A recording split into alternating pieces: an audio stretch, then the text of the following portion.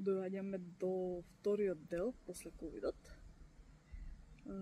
Од кога ги пуштија летовите, нормално ги бара документација дека се примени вакцини. Примивме вакцините, ги испративме потребните документи, но добивме одговор од фирмата дека во моментот не повлекува никого и дека ќе бидеме известени кога ќе почне повторно кога ќе се продолжи повторно со апликациите. Што се случува меѓу време, Жарко добива понуда за словачка виза за да вози низ Европа.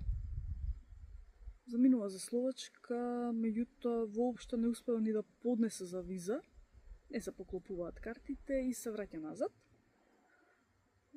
Продолжува некој период да си вози нормално, да си тече како што си течеше и после извесен период повторно не контактира фирмата од Канада и ни кажува дека почнува повторно продолжува со апликациите и дека ќе почне повторно да повлекува луѓе. Но сега се појавува нов услов, бидејќи се вози Канада-Америка. Пред ковидот особата што заминуваше немаше потреба да има извадена американска виза, бидејќи фирмата тоа го средува од кога ќе пристигне тука. Нешто се случило очигледно меѓу време, пошто тоа го менуваат и ни кажуваат дека за да се продолжи со апликацијата мора да имаме американска виза. Ја контактираме амбасадата, меѓутоа добиваме одговор дека во тој момент амбасадата се уште не е отворена и дека може само да аплицираме доколку сме итен случај, што не спаѓавме во итни случаеви и едноставно решението беше да чекаме уште година-две, така нешто беше од прилика, кога ќе може да се оди на разговор за виза, да се аплицира за виза. Нас не ни одговараше тоа. Исконтактиравме и во Белград амбасадата, меѓутоа ни беше кажано дека бидејќи сме од Македонија не можеме таму да аплицираме. И ништо.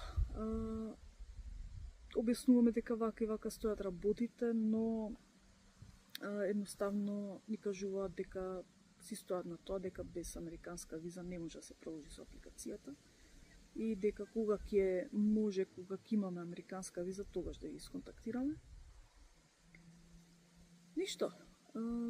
Си продолжува секако што си течеше. Повторно се појавува можноста за словачка виза. И ајде, вадиме документи таму, неосудувано се. Таму што се требаше, неколку документи. Секогаш ги проверуваме документите буквално по 10 пати. Поради тие една бројка, една буква сгрешена. Ние гледаме дека се е во ред. Се договараме со дечкото, му ги носиме документите, се договараме во Скопје, се чекаме, му ги носиме документите и дечкото вика имаме проблем. Значи, еден документ е грешен, вика треба да стои дека аплицирате дека ви треба документот да аплицирате за словачка виза, меѓутоа овде стои дека вас ви е потребен за виза за Словенија.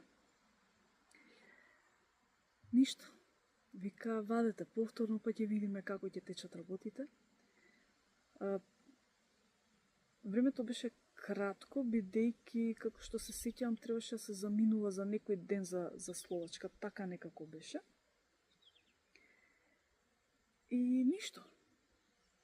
Ајде, се враќаме, ајде, повторно ќе ги вадиме документите. Додека трае цело патешествие за Канада, со фирмава,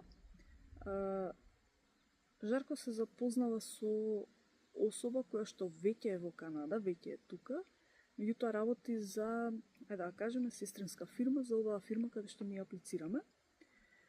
Со тоа што сестринскава фирма, освен Канада, Америка, што возат и само Канада.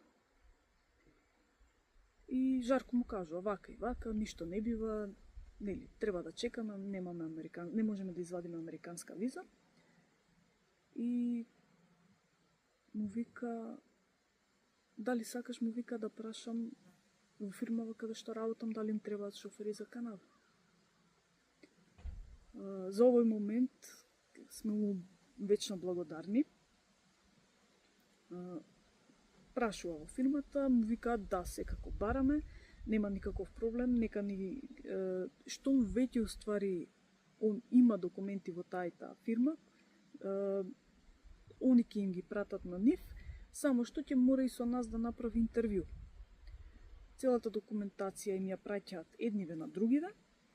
Жарко има интервју со новава фирма, поминува на интервјуто нормално и добиваме зелено светло, може да се аплицира веќе за виза. Повторно со имиграционото биро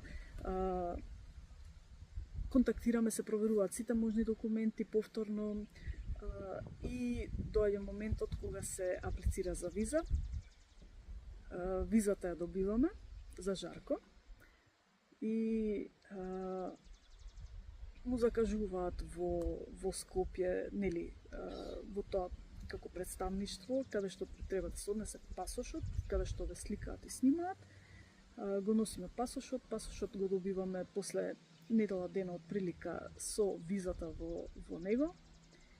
И во тој момент ја испраќаме визата и му усвади миграционото биро беше одговорно да закаже летови, да го договори датумот и да закаже летови. Датумот беше 8 март 2022 година. Тој ден Жарко заминува за Канада. Тука го пречекуваат од имиграционото биро на аеродром и они се тие што му ги средуваат сите потребни документи, како вадење на сметки и така натаму. Значи се што требаше, телефон и така натаму.